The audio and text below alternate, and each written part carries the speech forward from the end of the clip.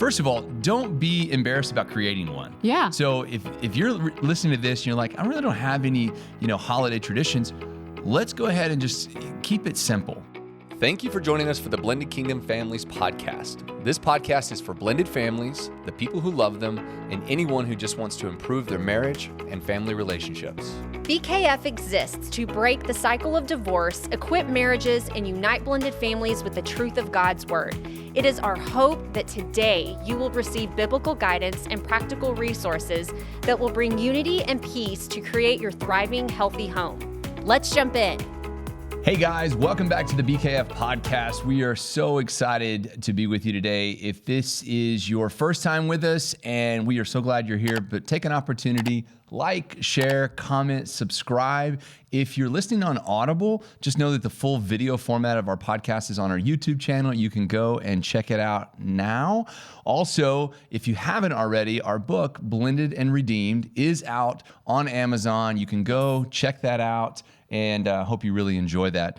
Today, we're going to start a new series, which I'm super excited about. Yes. So we're going to be talking about the holidays. We're getting into holiday season. Yeah. Fall weather is in full swing. Football is in full swing. But for blended families, the holidays can be a little contentious. So we're going to try to talk about some traditions. We're going to talk about some things that we can do in our blended family to make that a little bit easier. But before we do, we're going to talk about our favorite holiday. Favorite holiday? Stuff. Our favorite holiday movie. Oh, our favorite holiday movie. Okay, Yes. yeah. So what's your favorite holiday movie? Favorite holiday movie. What was the one that I told you earlier? The Christmas Story. The Christmas Story. The one that Yes. says, you'll shoot your eye out. Yeah. That's always a good one. Ralphie. Ralphie. Yeah. Yeah. Elf is really good too. And then my favorite, everybody's favorite should be the Christmas Vacation. Yes, that's a funny one. Yes. That's a really good one. It's a classic. So, well, you guys, this is part one of the series. So we're going to be talking about family tradition. So we're coming up on Thanksgiving. We're coming up on the Christmas holiday, and how you and your blended family, if you have not already established some family traditions, how you can do that or go about doing that. And if you've been blended for a while, maybe there's some things that, you want to, maybe some new traditions that you may want to start. And so we're just going to dive into that a little bit and, just talk about how almost every family has their own kind of tradition around the holidays. I know growing up for Thanksgiving, and it's something that we do too. I kind of carried it on from what my mom and stepdad did. But it's that we put our tree up on Thanksgiving Day. Yeah. And we've had to, kind of tweak that because when our oldest son is with his stepdad and stepmom, we put the tree up and the lights are on, but we don't put the ornaments on until he gets home. Yeah. Yeah. My family, we had a tradition too at Thanksgiving. We ate and then we went on a trip. Oh, that's fun. We ate like at noon and then we were gone by 1:00 on some family vacation, some trip somewhere. So everybody does have their own family traditions. Yeah. But what's the point? Like, why have these? What is the meaning behind them? First thing, it creates a bond for your family. It creates opportunities for them to look forward to one thing. It creates opportunities for them to expand upon that tradition. Yeah. And it's really, really interesting to see how they all look forward to that. Yeah, I think too, around the holidays, it's such a positive and uplifting time, and people typically tend to be in better spirits, and you're looking forward to that time off with your family, with your spouse, with your kids, and just getting that much needed rest. And so a lot of times it creates positive elements within your blended family.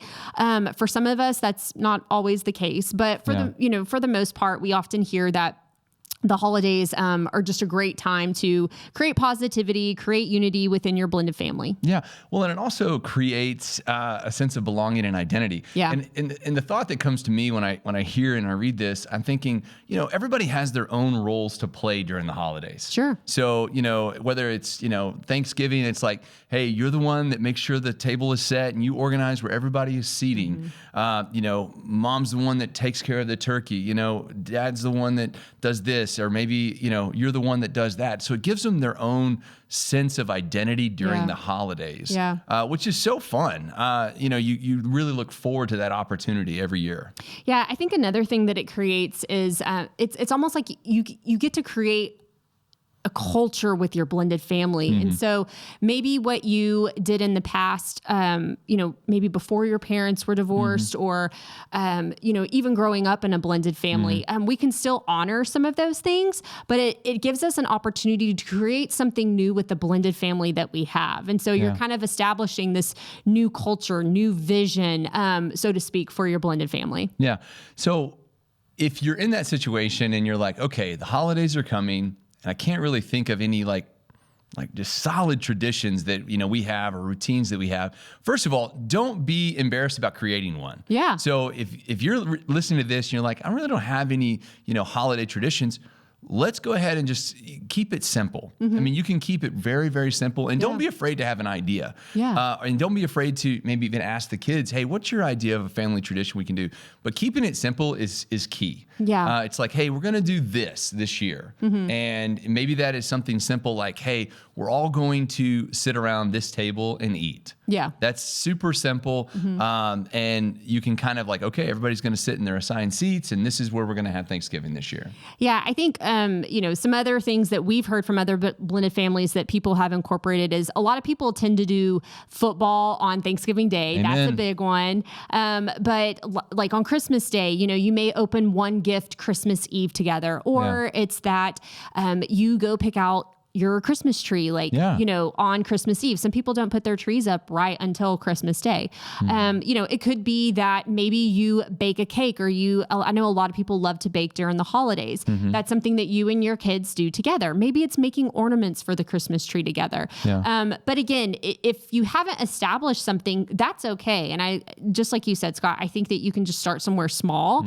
But it's something that will help bring the family together, where you can have conversation, where you can be in fellowship with one another, where you can talk and engage, and just provide that opportunity to build unity and peace and, just positivity within your blended family. Yeah. One of the things that I was just, as we're talking about traditions, I was just thinking back to my childhood and kind of like, what are the things that I remember like about traditions that within my family? One of the things that I remember, and I think as an adult, I look back and I'm like, God, I wish I would have thought more through this as a kid. But my dad always asked everybody to go around the table and this was Thanksgiving. So what are you thankful for? Yeah. And it gave an opportunity. And this is back, if you think long term, like when my grandparents were around, and the younger you are, the more family you have around. Yeah. But yeah, getting to hear all what they were thankful for, and it was really just around the table. And some of the sweetest things that I can remember were hearing those people say what they were thankful for that year. Yeah. No, that's really good. Yeah, I think that some other ways that you can establish new traditions with your blended family is, finding that thing that includes everyone. And so maybe it's like a game. Yeah. I know a lot of people love to play games, but what is that for your blended family? And maybe sit down as a family and talk about that together, or even letting the children choose. Is there something that they would love to incorporate around the holidays that would bring everybody together? I know our kids are big on the gingerbread houses. And so that's become a tradition of something that we do every holiday season or around Christmas season. And so I think giving the kids a voice to letting them have a voice in what it is that your family can do. I think it gives them a sense of confidence and a sense of belonging as well. And just an opportunity for them to share, their ideas and what they would like to do as a family. Yeah. And kids, I mean, again, we've talked about this a lot of times, but, especially in new blended families, or maybe you're an existing blended family, but kids bond over fun and time. Sure. They want to have fun with you guys, and they also want to spend time with you. And we know as a culture, we are incredibly busy. Yeah. And the fall season is a very busy season for a lot of people with school and all those things. So this is the opportunity to kind of sit back with the kids and go, okay, what are we going to do that's fun? Yeah. And we're going to go through some stuff that we talked about in terms of tradition, just some ideas that we have. But again, I love your idea. Get the kids involved, get the grandparents involved, get everybody in the family involved and ask them what we're going to do. Yeah. And I think, especially with blended families, we do run into that problem or that issue where children are used to having a tradition with the family that they had, and now they're in this blended family. And so it's how can we honor the past and still create new things? And so I think, again, asking them if there's anything that they would still like to do, and maybe it could be something as small as like, maybe they like to wrap presents, or make homemade, homemade wrapping paper, where they can draw on the wrapping paper, just asking them if there's anything that they would still like to do, and not necessarily removing that. I think as children, oftentimes, and I remember this, is I would look forward to specific things that me and my blended family would do growing up. And so, and not necessarily removing the things that my mom and I did alone when she was a single mom. There were still things that she incorporated. And so I think we can still honor our kids in that way and make that, if you're beginning to blend and you're building new traditions, making that process a little bit easier for them. Maybe there's some things that they did before that you can still implement, but at the same time, build some new traditions with your new blended family. Yeah. And this is an exciting time. I don't want, if you're listening to this and you're feeling anxiety about this, I don't want you to feel anxious. This is a time of bonding. It's a time that you can spend with your blended family and your children. And again, we know holidays, sometimes that's kind of back and forth, and maybe, your kids are with you for Thanksgiving and not with you for Christmas. So again, we don't want to put more anxiety on this. We're going to talk a lot about in the next coming podcast about those transitions and seasons of transition. So we just want you to have fun with this. So and we're just going to go through some suggestions. So breakfast together, it's a great one. That's a great one. I know one of my favorites was going to a movie on Christmas Day. Okay, we did that a few times growing up as well. Yeah, that was so fun. Yeah, there are actually a lot of movie theaters that are open on Christmas Day. Absolutely.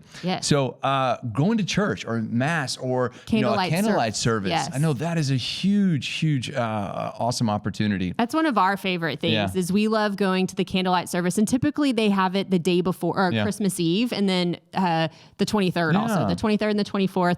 But we absolutely love going to that together as a family. Yeah. Pumpkin carving. I know that's more of a, before Thanksgiving, but it's still a holiday tradition. Yeah. So doing pumpkin carving contests, that's always fun. Absolutely. And then, let's see here, cooking together. That's a big one. I know last year my boys, we're very big on baking something every day. So we had cookies, we had cake, we had brownies. Yeah. We had a ton of treats, but they wanted to bake something every day, and we got them aprons and they helped. And it was, I remember that. It was a lot of fun. We got a little carried away with the sprinkles, but that's just, something that they love to do. They love to help. And I think if you're also a newly blended family, that, creating those moments where you can bond with your stepchildren and children in that way, like cooking together or wrapping the presents together, or even going Christmas shopping together. Yeah. And what would you want to pick out for your stepmom or stepdad, or what would you want to pick out for your dad if you're the step parent taking them? Yeah. And just helping to build relationship there if you're newly blended. One of the traditions that I think that we established a long time ago that I think will be very special in the later years